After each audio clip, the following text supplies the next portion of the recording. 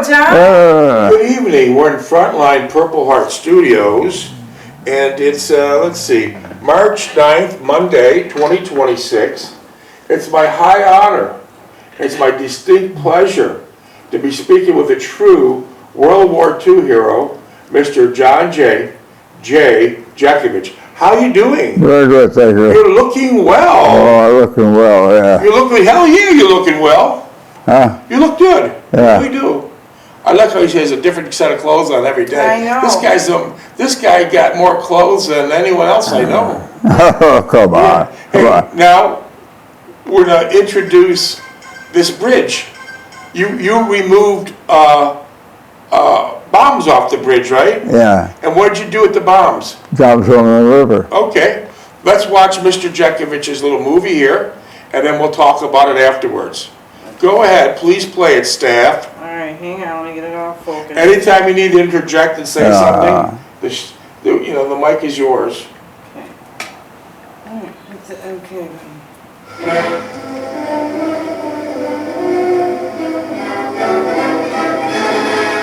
Remagen Bridge, as American advance columns knew it, when they made their dash over the Rhine.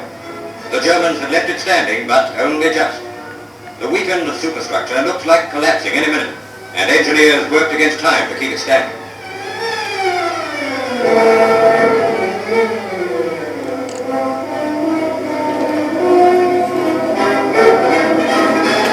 Finally, in spite of days and nights of feverish repair work, the bridge cracked and the whole center span dropped in the Rhine. Yeah.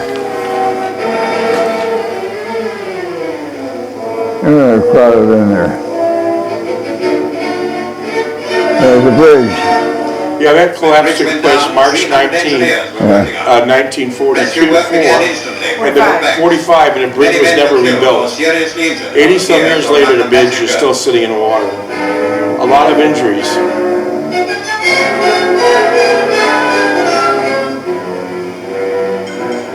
Other men struggled for life in a swift-flowing river. Look how swift that Rhine is.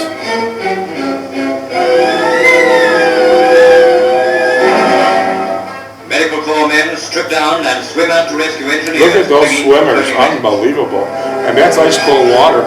Said an American officer looking back over the last days of the bridge. The real mystery is not why it fell down, but how it ever stood up under the weight of traffic we sent across. Latest reports say Remagen Bridge is beyond repair. But in its 11 days existence under Allied control, it made history. We have other bridges now, and the bridgehead that Remagen made possible now stretches many miles beyond the Rhine. What do you think? To keep my skin flawless and fortune. All right. Does that look familiar to you, Mr. Jeckovich? Did the Remagen Bridge look familiar to you? Yeah. Yeah, when it collapsed in 1945, it's still laying in the water, and it is never rebuilt, too expensive. They attempted it in 2020, but they couldn't raise the fund.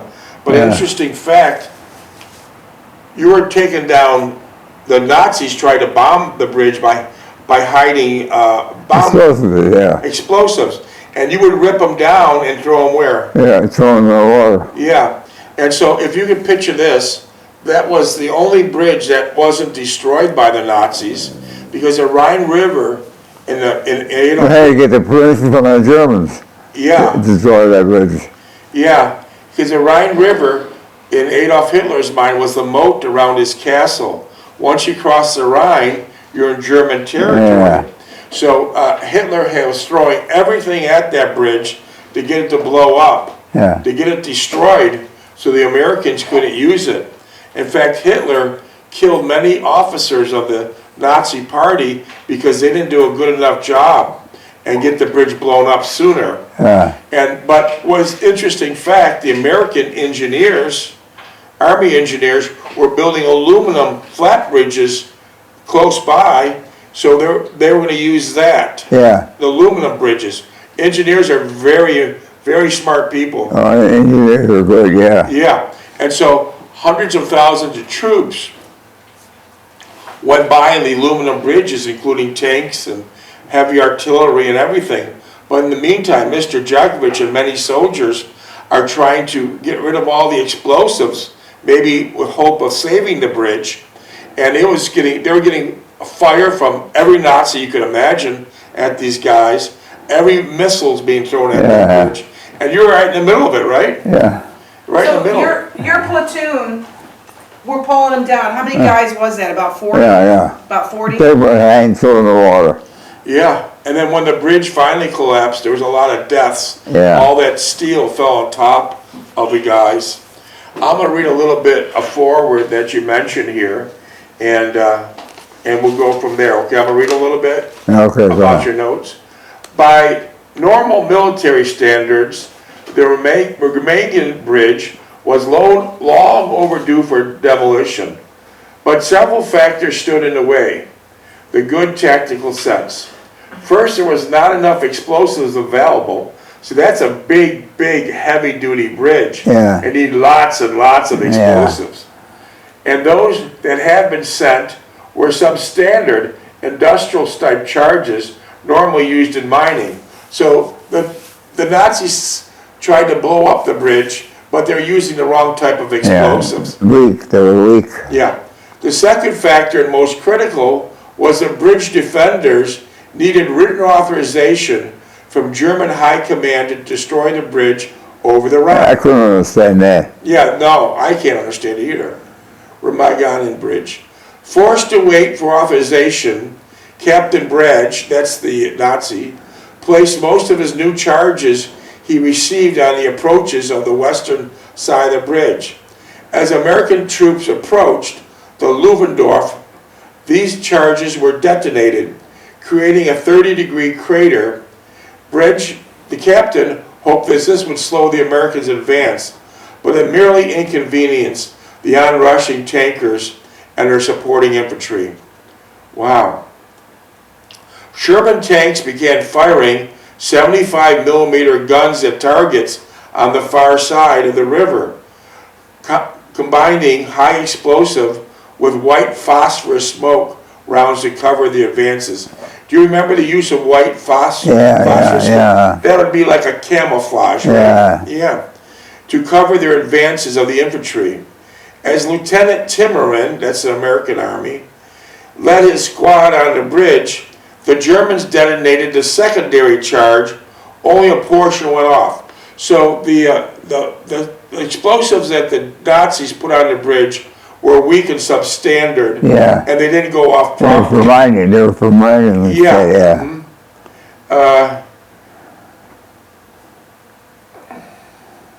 American troops began to zigzag across the bridge, dodging the fire from MG-42s and snipers. Even while under fire, several men, including Timmerman, climbed up under the bridge and cut the wires to throw the demolition charges into the water below. Yeah. Exactly what you did. Some men were even kicking the explosives off the bridge. So there's a lot of explosives on them. I'm going to show you these pictures in a minute. I'm just going to finish your notes. American tanks and machine guns continued to provide effective suppressing fire, and suddenly and possibly miraculously, a small number of U.S. troops were across the Rhine. See, once you get across the Rhine, that's German territory, and that's pretty much going to soon be lights out for Hitler. Because he did not want any Americans on that German territory. The Ludendorff Bridge did not explode. Not long after the bridge was captured, some GI joker put up a sign that read, "Cross the Rhine with dry feet, courtesy of the 9th Armored Division." Do you remember that sign? It said, "Cross the Rhine with dry feet, courtesy of the 9th Armored Division." Here, John. Somebody watch her. There's that picture. You remember that sign, don't you? In the first 24 hours, the bridge capture of 8,000 American troops crossed the Rhine without getting wet. John, turn it this way so that everybody can see the picture of that sign. Turn the paper this way. Okay, now I'm going to zoom in on it so they can see what that... And John, you saw that sign, didn't you? Yeah. That was a joker from the GI he put on the bridge. He put on the Ludendorff Bridge. The sign read this: "Cross the Rhine with dry feet, courtesy of the Ninth Yeah, Armored Division. courtesy, yeah. Yeah. In the first 24 hours, Mr. Jeckovich, you note, after the bridge capture, 8,000 American troops crossed the Rhine without getting wet. Many, many more were to follow. And we could have a side note, before they got the Ludendorff Bridge, you had a very good swimmer that crossed the very cold waters of the Rhine River, and the Rhine's wide and sweet and very swift. And that American swimmer put a rope around his waist. Great swimmer. He swam all the way across to the enemy side, and at the end The rope. was what? With a rope. It was rubber boats. Rubber boats. And you guys would sit in them, and they would pull you guys over in the rubber boats. And the reason for that was, crossing the Rhine, going into enemy territory, you couldn't have the noise of paddling, and you also couldn't have the noise of engines. Yeah, it had to be real quiet. That was a volunteer job to swim across the Rhine in ice-cold conditions, and very strong swimmer. Were you a good enough swimmer to do that? Huh? Were you a good enough swimmer to do No, that? I sidestroke guy, but he was a good swimmer. So That water was cold too. ice cold. So the guy that did it with no shirt, he was an exceptional swimmer. Yeah. And a very, very strong man. Yeah. Because that Rhine is long and swift. But when he got over there, luckily he didn't have any Nazis having a gun at his head. He had to get dried out too. Yeah, and he started pulling the rubber boats over. Yeah. When the first rubber boat came, the other soldiers, American soldiers that were dry, they would do the rest and let him get warm. And then shortly after, you had Patton crossing the Rhine, you had Montgomery crossing the Rhine. So shortly after, hundreds of thousands of American GIs crossed the Rhine. That was Hitler's moat to protect. That was the most defensive position. The most defensive position. And what Hitler did, he was very angry at his high-ranking SS and officers. He had them killed because all the American soldiers were now in enemy territory, and that was pretty much the end of the European theater. Hitler knew lights were out when he had everybody from the American army knocking on his door. Yeah. When you got to on the German side, and you got to Berlin, what did that look like? It was all deficit. The RAF was bombing it, and the Americans were bombing it.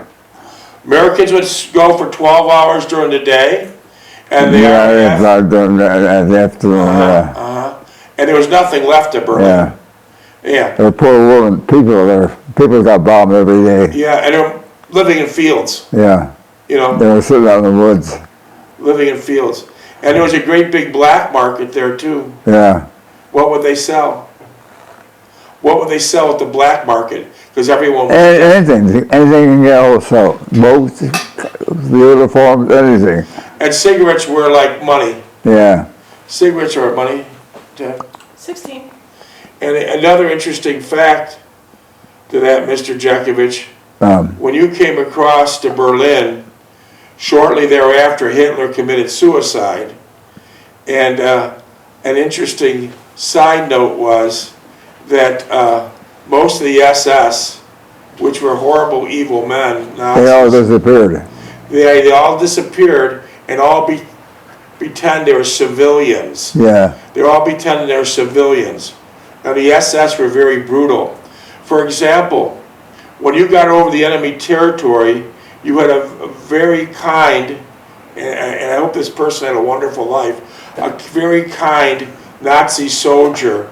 You described him as about 18 with blonde hair and blue eyes, and he had the drop on you. Yeah. He had the drop on you, and what happened?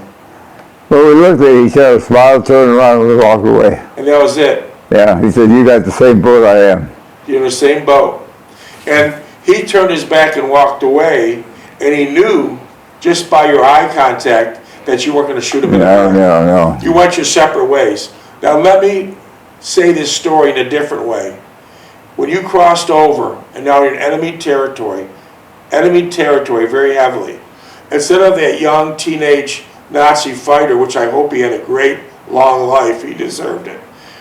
let's say, for example, in the place of that young Nazi soldier, there was the SS, what would happen? Shoot him. They shoot him right away. You would be gone. Yeah. SS would not hold back. And they're taking them prisoners.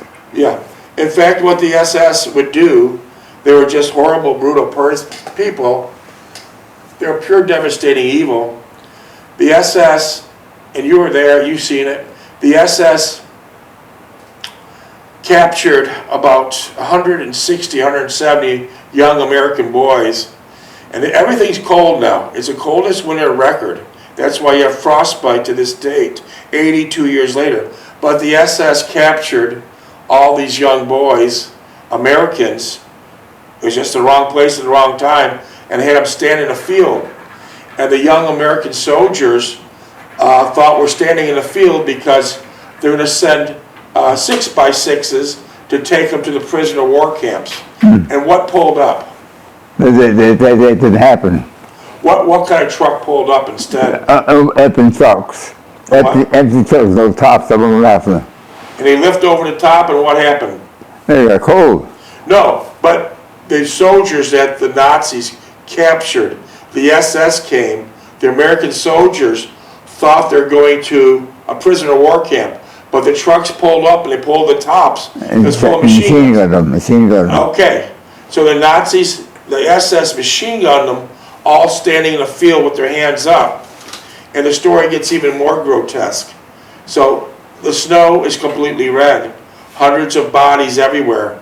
So the Nazis have good, very talented and English-speaking interpreters there, and they said all these poor guys are laying in the snow full of blood. Most are dead, but the Nazis said in perfect English, any of you guys need help, Yeah. just raise your hand, I'll help you. And what did they do? Shoot them. Right in the head, Yeah. laying wounded, Yeah. and they shot him right in the head. There was a couple guys that That's the name of it. escaped through the woods. Oh, we're speaking now, you know of this, the Melody Massacre.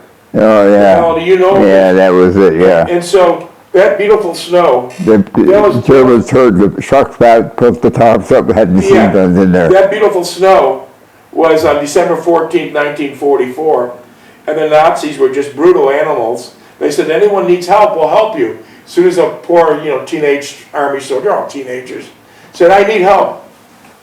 Boom. And they shot them. And then a couple of the people actually made it through it, and some of them ran to the woods and they made it. But the ones that made it through it, they had an interesting story. They lay there wounded, and they were worried that their breath would be seen in the cold weather. And another one was thinking, how can I do this? How can I get through this? Because the Nazis were also coming up to the soldiers and kicking them very, very hard between the legs. Yeah. You can't fake it. So this guy's saying, what am I going to do when he kicks me between the legs? How am I not going to react?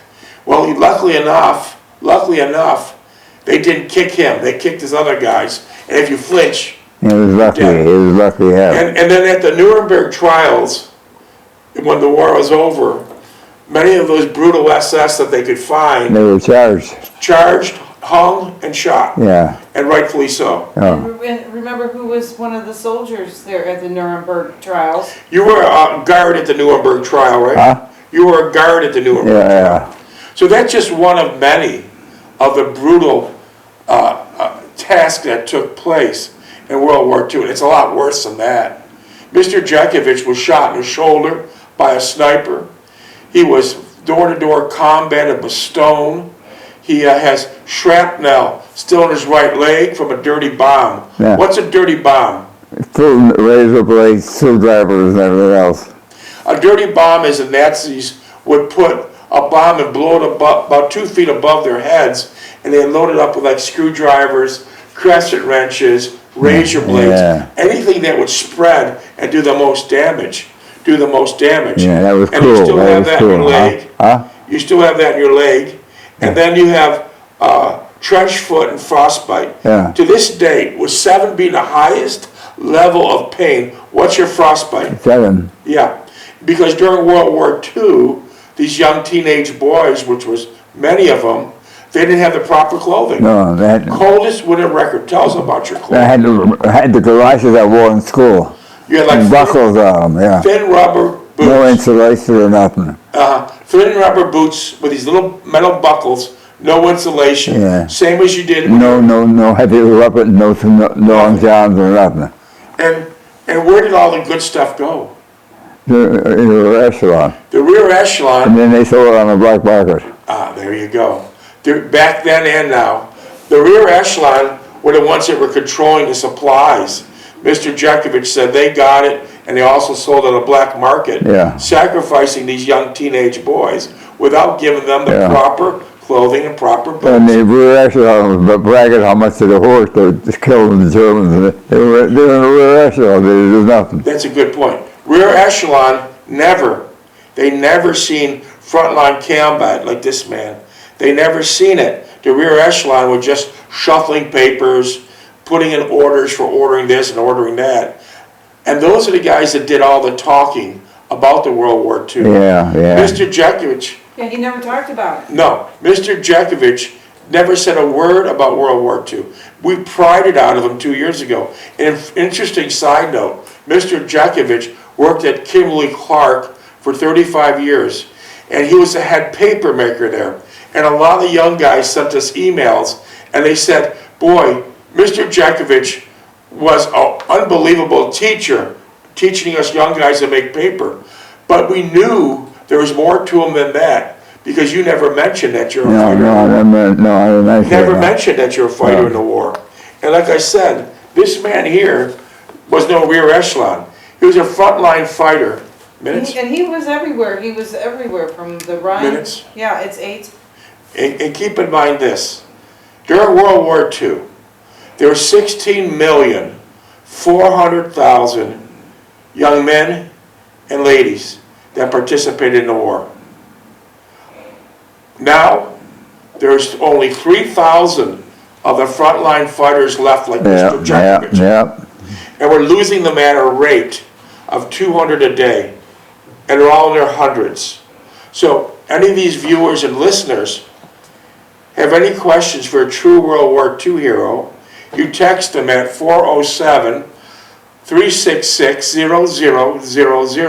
Mr. Jeckovich will be glad to answer all your texts. He has been for almost 800 YouTube videos. And his book that he wrote is titled Their Mother's Sons. And let me ask you something about this book so we clear the air. Their Mother's Sons. That's a picture of your mother. You took care of your mother from 11 years old to her demise at 89. Well, the father died at 43. Your husband died at 43. Your father died young, very young. Working 3 jobs. His last job I had a heart attack. Was doing what? What was he doing on his last job that night? I had a heart attack. You know, but what was he doing? He was doing selling cement. How do you spin cement by hand? How do you do it? With shovel. Very hard. Yeah. Very, very laborious. So you're 11 years old, you're sitting in your house, the whole family's happy, you finally had a break, and Mr. Belden, the realtor, financed the house, gave your mother and father a break. So your 2 brothers are happy, you're happy, your sister's happy, your mother's happy, and your father's happy. You finally got a break in your life that someone financed the house. So now you got your own house. There was no TV or radio. Bill bought the house, Yeah, there was no TV or radio then. It didn't exist. You entertained yourself. So here it is on a Saturday morning. The police are knocking on Mr. Jeckovich's door, and they say what to you? Your father got hurt, we'll take it down. Your father got hurt. He's 11 years old. Keep this in mind. The police picked him up, took him to Memorial Hospital off of Pine Street in Niagara Falls, New York. Did you sit in the back or the front of the police car? Back. And did they escort you into hospital? No, they dropped me off. Just dropped you off like baggage. Dropped you off like baggage. Yeah. You walked to the information desk, which you're probably not even tall enough to talk, and you thought you're going on the 2nd or 3rd floor where your father was injured. Had a sprained ankle or something. Where'd you end up going, Mr. Took me down to the morgue. Took you down, 11-year-old boy, to the morgue. And what did you see? See my father laying out, cement on his pants, cement on his face, and his eyes closed. Your father's eyes were closed, and you seen cement about different spots in his body. And did they ask you to identify the body? I said, that's not a father there.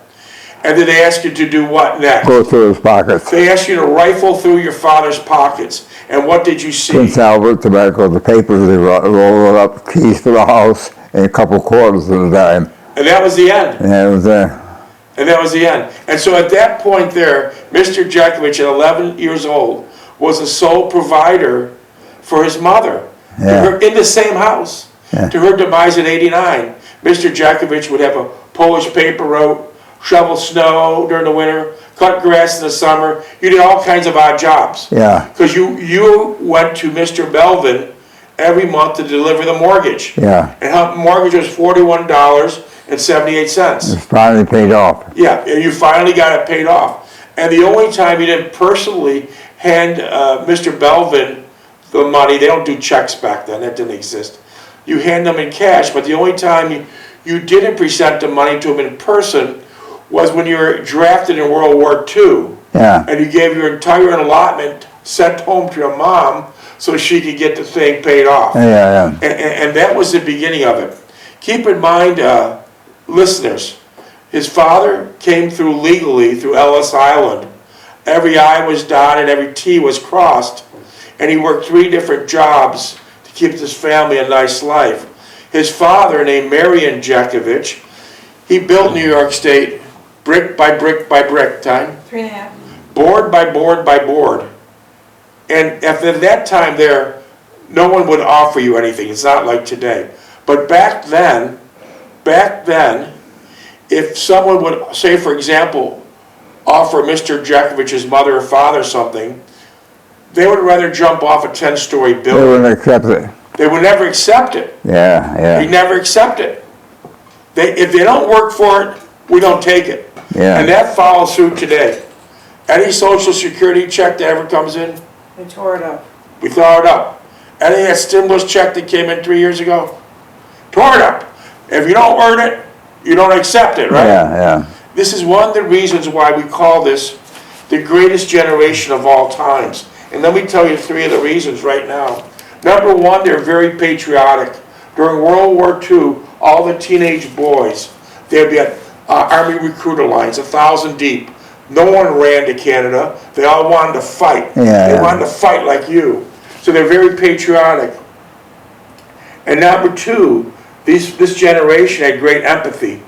Empathy is a glue to civilization. Empathy is a glue to humanity. Without empathy, you're nothing. Yeah. You're absolutely nothing. And finally, this generation has something we don't hear much of today. They had great prudence. And prudence is a virtue that makes it possible for a person to know what is the right thing to do it and when is the right time to do it and what is the right way to do it. So by doing so, people like Mr. Jeckovich, they move in the direction of God's will. So they had 3 things: patriotism, and they had empathy, and they had great prudence. And that's why they're called the greatest generation of all times. Yeah. We'll never see it again. Mr. Jeckovich, you were born in the Great Depression, and you rolled right into World War II being drafted. What was the Great Depression like?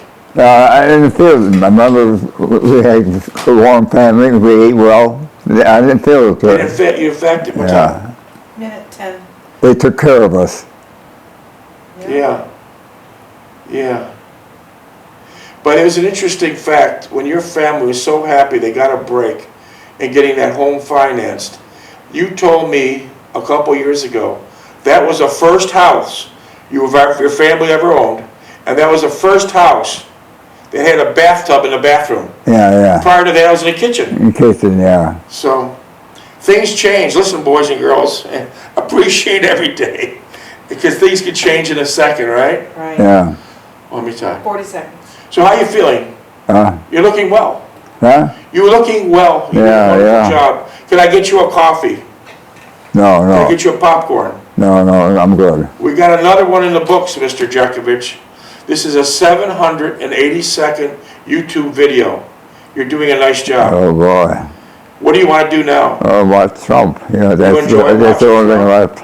You enjoy watching Trump? Yeah. Okay. Want me to get that on for you? Yeah. 10 seconds. All right. Thank you very much, Mr. We'll pick this Jeckovich. up again tomorrow. Pick it up tomorrow, Mr. Jeckovich. Thank you. All right. Thank you. All right.